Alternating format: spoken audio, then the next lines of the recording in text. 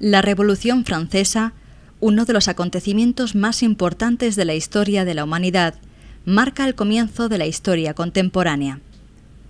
Los sucesos que comenzaron en 1789 suponen el principio del fin de la monarquía absoluta, que había prevalecido durante siglos en muchos países del mundo occidental. Pero la revolución tiene muchos enemigos. Las viejas monarquías europeas ven el ejemplo francés como un mal a combatir. La guerra, una vez más, invade los campos de Europa, una guerra en la que el ejército francés se hace invencible. En este contexto surge la mayor figura de la época, Napoleón Bonaparte. Hijo de la Revolución, Napoleón se adhiere a ella influido por la lectura de los filósofos racionalistas. Muy pronto, en 1793, es ascendido a general, el más joven del ejército revolucionario. Sus triunfos en las campañas de Italia entre 1796 y 1797 y la de Egipto en los 2 años siguientes le encumbraron cuando aún no había cumplido los 30 años. Su mayor mérito consistió en reorganizar y disciplinar a un ejército mal dotado, aportándole la coherencia y la rapidez de acción necesarias para llevar siempre la iniciativa, así como saber cómo y cuándo tenía que actuar en el campo de batalla. Pero el salto definitivo en la vida de Napoleón se produjo en 1799. Ese año, la Francia revolucionaria se ve acosada por la Segunda Coalición, integrada por Austria, Rusia, Nápoles, Portugal y Gran Bretaña. Napoleón deja a su ejército en Egipto y se desplaza a Francia para establecer una dictadura militar. En 1800 derrota al ejército austriaco en Marengo y Hohenlinden.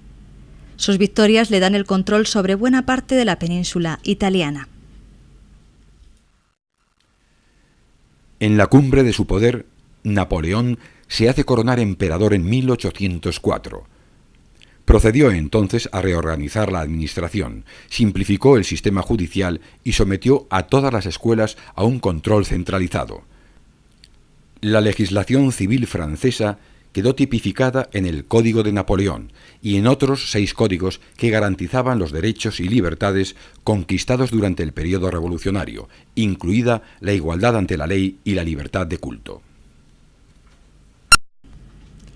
En 1805 comienza la Tercera Guerra de Coalición.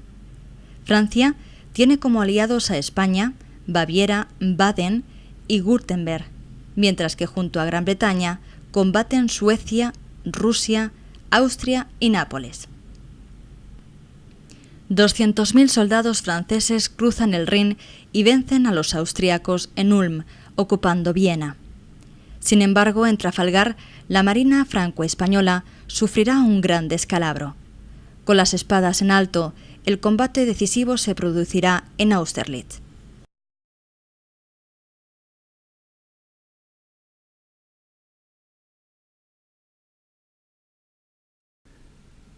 Las tropas francesas se dispusieron en línea frente a Austerlitz. La Guardia Imperial, con Napoleón, se dispuso algo más retrasada, protegida por la caballería de Murat.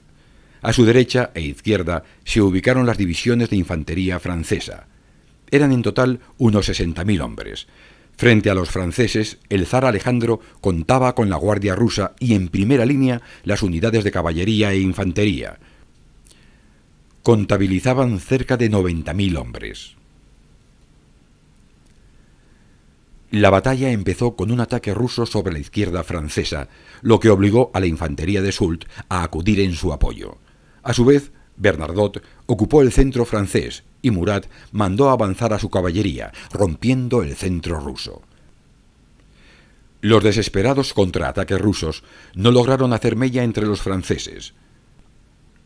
Finalmente, la Guardia rusa se lanzó contra el centro francés, ataque que fue respondido por la Guardia Imperial gala. El empuje de estos en todas sus líneas puso en fuga al enemigo mientras el ala derecha rusa quedaba cercada y era diezmada.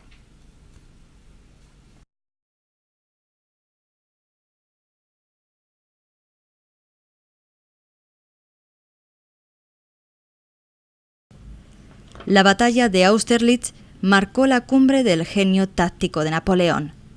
En 1806 conquistó el reino de Nápoles y nombró rey a su hermano mayor, José.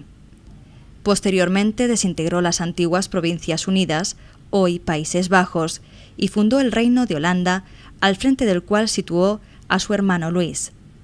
Además, estableció la Confederación del Rin, que agrupaba la mayoría de los estados alemanes, que quedó bajo su protección.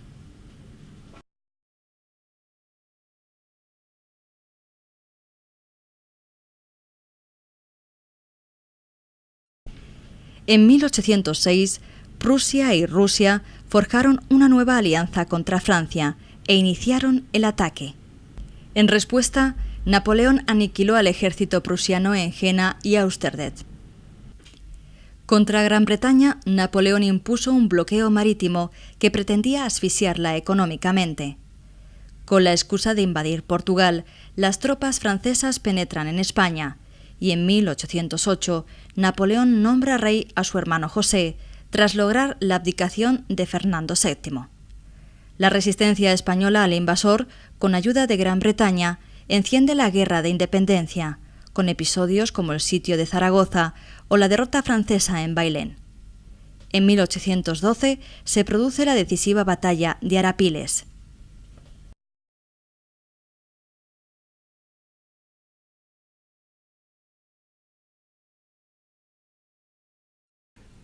Las tropas anglo-portuguesas de Wellington se dispusieron en torno a Arapiles con la infantería en primera línea y la caballería en los flancos.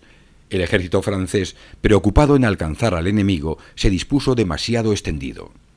Wellington ordenó volcar el ataque sobre la izquierda francesa, desplazando allí un buen número de tropas de infantería y caballería, mientras intentaba simultáneamente romper el centro francés.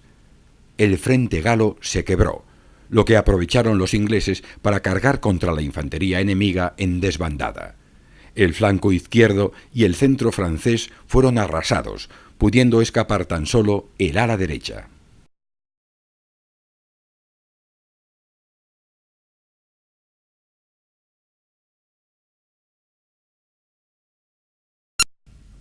La estrategia maestra de Wellington había destruido al ejército francés. Francia no volvió a recuperar su poderío en España, lo que quedará de manifiesto en las decisivas victorias anglo-españolas de Vitoria y San Marcial. Al mismo tiempo que se estaba luchando en España, contra Francia se formó una nueva coalición integrada por Gran Bretaña y Austria. Bonaparte logró vencer a los austríacos en Wagram en 1809, convirtiendo los territorios conquistados en las provincias ilirias, además de anexionar los estados pontificios.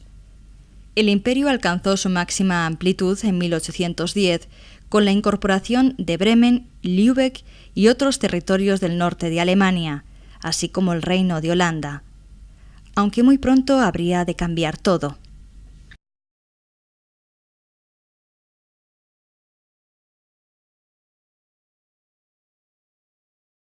La alianza de Bonaparte con el zar Alejandro I quedó anulada en 1812 y Napoleón emprendió una campaña contra Rusia que terminó con la trágica retirada de Moscú.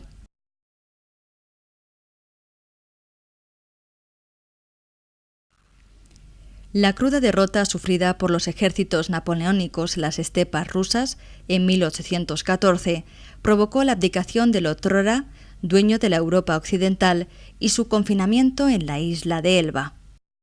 4 meses más tarde escapó de su exilio y regresó a París. En consecuencia, los antiguos aliados, Rusia, Austria, Prusia y Gran Bretaña, volvieron a reunirse para intentar derrotarlo.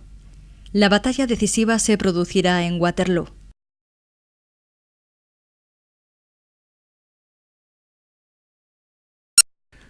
Los aliados anglo-holandeses destacaron 15.000 hombres en Halle y fortificaron algunos puntos como el castillo de Hougoumont y la granja de la Haye-Sainte.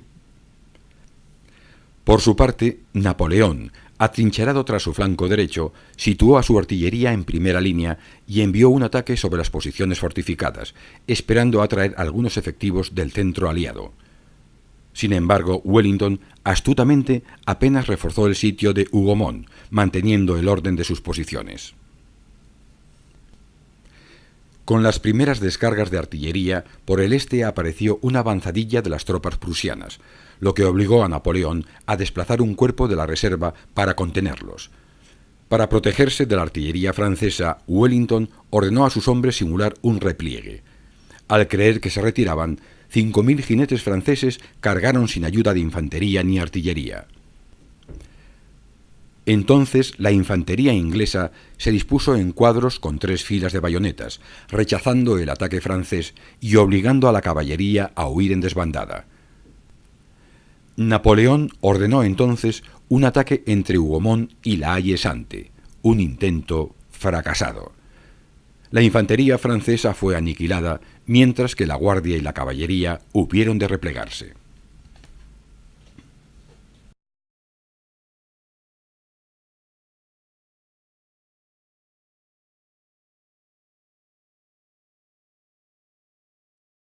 El fracaso de Waterloo significó el ocaso del imperio napoleónico. Bonaparte fue recluido en la remota Santa Helena, una isla en el sur del Océano Atlántico. El otrora todopoderoso emperador falleció, tal vez envenenado, el 5 de mayo de 1821. Después de la caída de Napoleón, los países europeos que habían contribuido a la derrota francesa acordaron reunirse en Viena para dibujar un nuevo mapa de Europa regido por el equilibrio entre potencias. Así, del Congreso de Viena de 1815 surge una Europa dominada por 5 grandes naciones: Francia, Gran Bretaña, Rusia, Austria y Prusia. A partir de ese mismo año y bajo el influjo de las ideas de Metternich se crea la Confederación Alemana, que integra al Imperio Austríaco y a los reinos de Prusia, Baviera, Württemberg, Sajonia y Hannover. En este congreso decidieron también que los gobernantes europeos deberían ser miembros de las monarquías tradicionales, evitando así el peligro que suponía la aparición de nuevos líderes como Napoleón. En Francia, en nombre de este principio de legitimidad, acordaron restaurar la monarquía en la persona de Luis XVIII. A pesar de tanta guerra y violencia, el legado de Napoleón tuvo una importancia decisiva. La influencia de Bonaparte sobre Francia puede apreciarse incluso hoy en día. Por todo París pueden hallarse monumentos en su honor, como el Arco del Triunfo, erigido para conmemorar sus victoriosas campañas. En el resto de Europa, las reformas radicales que aplicó Napoleón en algunos lugares alentaron las sucesivas revoluciones del siglo XIX de carácter liberal y nacionalista, acelerando el final del antiguo régimen señorial. Ejército en Egipto y se desplaza a Francia para establecer una dictadura militar. En 1800 derrota al ejército austriaco en Marengo y Hohenlinden. Sus victorias le dan el control sobre buena parte de la península italiana. En la cumbre de su poder, Napoleón se hace coronar emperador en 1804. Procedió entonces a reacciones necesarias para llevar siempre la iniciativa, así como saber cómo y cuándo tenía que actuar en el campo de batalla. Pero el salto definitivo en la vida de Napoleón se produjo en 1799. Ese año, la Francia revolucionaria se ve acosada por la Segunda Coalición, integrada por Austria, Rusia, Nápoles, Portugal y Gran Bretaña. Napoleón deja a su... Pronto, en 1793, es ascendido a general, el más joven del ejército revolucionario. Sus triunfos en las campañas de Italia entre 1796 y 1797 y la de Egipto en los 2 años siguientes le encumbraron cuando aún no había cumplido los 30 años. Su mayor mérito consistió en reorganizar y disciplinar a un ejército mal dotado, aportándole la coherencia y la rapidez de acción. La Revolución Francesa, uno de los acontecimientos más importantes de la historia de la humanidad, marca el comienzo de la historia contemporánea.